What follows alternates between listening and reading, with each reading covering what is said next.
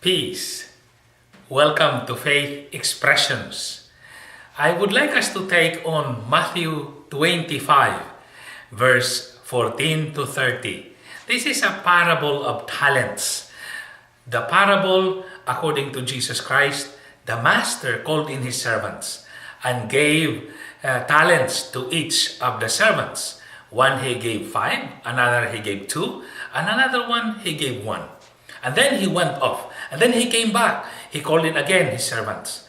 And the one who was given 5 said, "Oh, master, here I made another 5. Well done, good servant." And then another one said, "Oh, you gave me 2. Now I bring another 2. Oh, well done, my good servant." Then this servant who was given 1 came back and said, "Oh, master, you know, you are a hard man, etc., etc." And he made reasonings and justifications only to say that he didn't do anything with what he was given. He hid it. And so the master got angry at the servant. And in the end, the servant was thrown outside. According to the master, he was lazy and worthless servant. The idea of the parable, especially first and foremost in the context of the Jewish people. And Jesus is speaking to the disciples and to the listeners of his time. They are reminded the context of covenant. The people of God, the Israelites, the Jewish people, are or is a covenanted people. God is their God. They are his people. On the part of God, he will bless them. He will protect them. But he said, he is only one God, and they have to adore him. They have to be faithful to him. There is only one God, and there is no other gods. And so they have to respect that and be faithful to that. On the part of the people, then they have to live a life that is always in reference to God. That is always a life that is accountable to the covenant people. And so we're being reminded also in our time and context about accountability. And when we are accountable, there is such a thing as this. It's being responsible or irresponsible. It's being respectful or disrespectful. It is giving honor or dishonor. And so, when we go to the parable, the servants who produced the talents, more talents, were the servants who were responsible, were the servants who gave honor, and the servants who respected the master. On the other hand, this servant who did not do anything with what he was given, he was the servant who did not respect the master, who did not give honor to the master, who did not, in all of this, was irresponsible.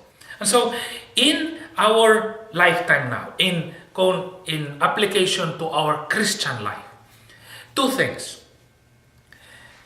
We are all blessed. Like these servants, they're all blessed with talents. We are also blessed.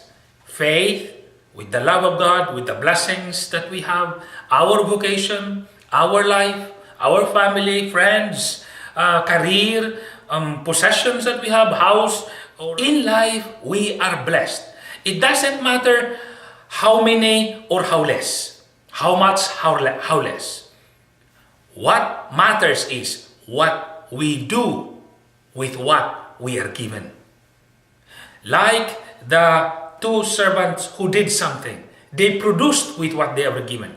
Therefore, what it means for us is this: with what we are given, we are expected to do something with it. With our faith must transform our life. Our belief must be translated into our behavior so that our behavior can characterize us, that we are identified with the God whom we are connected to in the covenant. We are endowed with many blessings. We are enabled to bless. We have to do something with what we were given. And so, if we do something like this, we are like these servants who give honor and glory instead of dishonor. And with that, also the life becomes honorable. When we do produce something, we respect God, we respect the Master, and we make our lives also respectable. When we do something, we are responsible with what we are given. And so, in this way, we are not irresponsible with what we are endowed with. It is therefore, on the other hand, the second point, it is not an option to present nothing to the Master. It's not an option to be lazy. It's not an option to have nothing. It's not an option to do nothing. Because we can be more than what we think of. And precisely our destiny is beyond ourselves, to be with God. And that is why in this lifetime, we have to work it out, because God, the Master, has done already something for us. All we have to do is to do something with what He has given us, so that in the end, we can bring to Him the fruits of our labors. A good servant is defined by actions, by the works that the servant does. The good servant is not defined by laziness. If that is so, then that is the servant that is worthless. That is the servant that will disrespect, dishonor, and irresponsible servant. In our lifetime, may we have now a renewed resolution that we live our faith and be defined by it. So that in the end, just us, we are endowed with His gifts. In the end, He will notice us because we have been good servants.